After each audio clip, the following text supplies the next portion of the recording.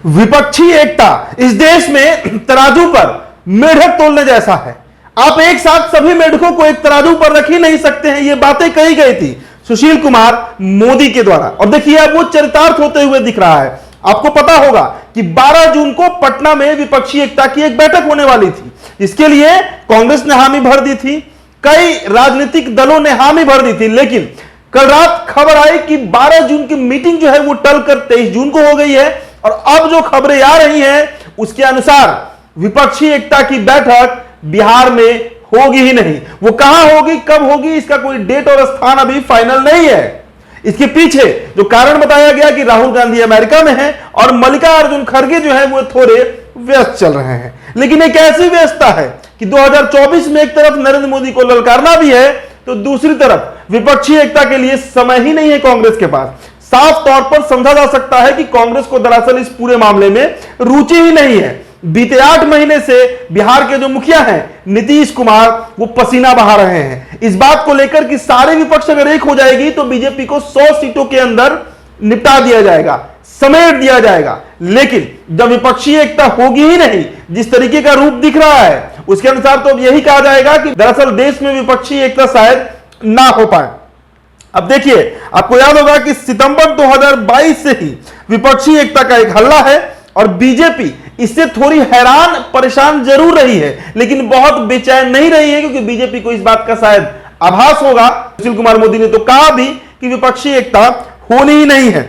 ऐसे में अब आप कह सकते हैं कि ममता बनर्जी जो है उन्होंने ही पटना में विपक्षी एकता करने का प्रस्ताव दिया था और इसके पीछे जो कारण था कि जो मठाधीशी कांग्रेस की रही है पिछले 70-75 सालों से उसे तोड़ा जा सके। विपक्षी एकता दिल्ली में राहुल गांधी के आवास पर ना होकर बिहार में हो। तो यह बात ममता बनर्जी के द्वारा कहा गया था कि पटना में विपक्षी एकता कराया जाए। जेपी आंदोलन की भूमि रही है, लेकिन अब कांग्रेस शायद इस बात को समझ गई है और कांग्रेस ने कर्नाटक में जो जीत हासिल किया उसके बाद से थोड़ा मनोबल भी कांग्रेस का जरूर बढ़ा है और शायद यही कारण रहा कि कांग्रेस जो है वो अपनी अब अकेले चलने की रास्ते पर तैयारी कर रही है।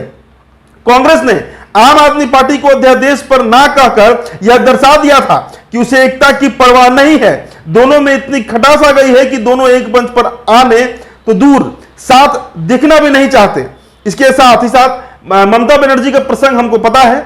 ममता बनर्जी ने साफ तौर पर यानी सीधे तरीके से कांग्रेस को नीचे दिखाने का प्रयास किया, चूंकि उनकी पार्टी जो तृणमूल कांग्रेस है उसका जन्म ही वाम दल और कांग्रेस के खिलाफत में हुआ है। कांग्रेस को बखूबी समझती है और कांग्रेस के साथ उनका जाना लगभग असंभव था। तो क्या इस बात को समझने से नीतीश कुमार चूक गए थे? क्या वो ये बात नहीं समझ पा रहे थे कि एक ही मंच पर अरविंद केजरीवाल, ममता बनर्जी, अखिलेश यादव, उद्धव ठाकरे, शरद पवार और राहुल गांधी को साथ लाना असंभव है? इसके साथ ही साथ बसपा सुप्रीमो की बात कर लीजिए, मायावती वो तो पहले से ही अलग है। बीजेडी यानी पटनायक परिवार जो है उड़ीसा का वो पहले से ही अलग है। वाईएसआर जगन मोहन रेड्डी पहले से ही बाहर है। तो कई तरह के प्रसंग हैं, इसके चलते विपक्षी एकता एक बेहद टेढ़ी खीर दिखती है और नीतीश कुमार इसके लिए प्रयासरत जरूर रहे हैं। लेकिन जो ताजा खबरें आ रही है जिससे आपको हम रूबरू करवा रहे हैं, विपक्षी एकता पटना में कैंसिल हो चुका है। किस जगह पर होगा, किस तारीख को होगा, होगा भी या नहीं होगा, सब कुछ भविष्य के गर्भ में है।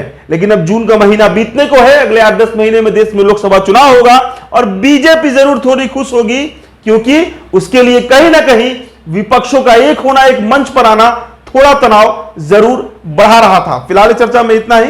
मेरा नाम उदित तारण है। बहुत बहुत शुक्रिया।